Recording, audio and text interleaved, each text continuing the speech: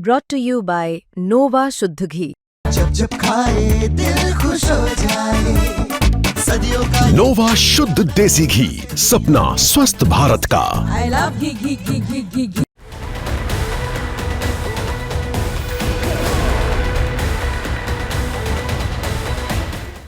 भारत की विदेश नीति हमेशा से वसुधैव कुटुंबकम के सिद्धांत पर आधारित रही है, यानी भारत किसी के खिलाफ नहीं बल्कि शांति और स्थिरता के पक्ष में खड़ा रहता है। पिछले कुछ महीनों में भारत की भूमिका लगातार बढ़ी है। अफगान तालिबान के विदेश मंत्री आमिर खान मुत्तकी की भारत यात्रा, रूस यूक्रेन वॉर में जेलेंस्की का ये बयान कि मोदी जी शांति ला सकते हैं और G20 समिट में भारत की निर्णायक भूमिका, इन सभी ने भारत की डिप्लोमेटिक साख को कई गुना बढ़ा दिया। अब मिस्र का ये गाजा पीस समिट भारत के लिए एक और अंतर्राष्ट्रीय मंच बन सकता है, जहां भारत शांति और स्थिरता की अपनी छवि को और मजबूत करेगा। तो आखिर ये समिट है क्या, ये जान लीजिए। दरअसल गाजा में हाल के महीनों में हिंसा और मानवीय संकट फिर से बढ़ गया, इसलिए इजिप्ट ने अमेरिका और OIC देशों के साथ मिलकर एक पीस समिट बुलाया है। इस समिट का मकसद है गाजा में सीज फायर की राह निकालना, पुनर्निर्माण के लिए फंडिंग तय करना और इजराइल फिलिस्तीन विवाद के लिए एक 2 स्टेट ब्लूप्रिंट तैयार करना। इस मीटिंग में 20 से अधिक देशों के नेता शामिल होंगे और अगर भारत इसमें शामिल होता है तो यह पहली बार कोई नॉन मुस्लिम मेजर कंट्री इस मंच पर सीधा हिस्सा लेगी, जो अपने आप में एक बड़ा बदलाव होगा।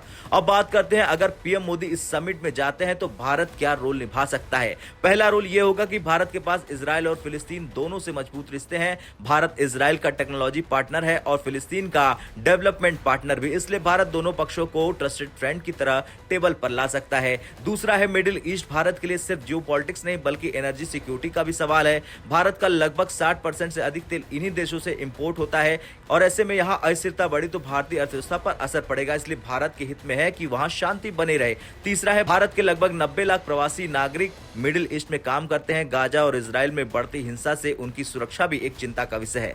चौथा है ये समिट भारत को एक नए ग्लोबल रोल में पेश करेगा, जहां भारत सिर्फ विकासशील देश नहीं बल्कि ग्लोबल पीस ब्रोकर की भूमिका निभाएगा। अब बात करते हैं पाकिस्तान की। पाकिस्तान हमेशा से ये चाहता आया है कि मिडिल ईस्ट में भारत की कोई भूमिका ना हो, लेकिन जब इजिप्ट और अमेरिका जैसे देश भारत को खुद इनवाइट कर रहे हैं तो ये इस्लामाबाद के लिए एक बड़ा झटका है, क्योंकि पाकिस्तान की कोशिश थी कि गाजा और इस्लामिक यूनिटी के मुद्दे पर भारत को साइड किया जाए, लेकिन अब भारत को बुलाना यह दिखाता है कि भारत की डिप्लोमेसी पाकिस्तान की लॉबिंग पर भारी पड़ चुकी है। अगर ये समिट सफल होता है तो भारत को कई स्ट्रेटेजिक फायदे होंगे। भारत इजिप्ट रिश्ते और मजबूत हो जाएंगे। भारत के लिए IMEC को फिर से एक्टिवेट करने का मौका मिल जाएगा, जो G20 के दौरान अनाउंस हुआ था लेकिन गाजा संघर्ष के कारण ठंडे बस्ते में चला गया।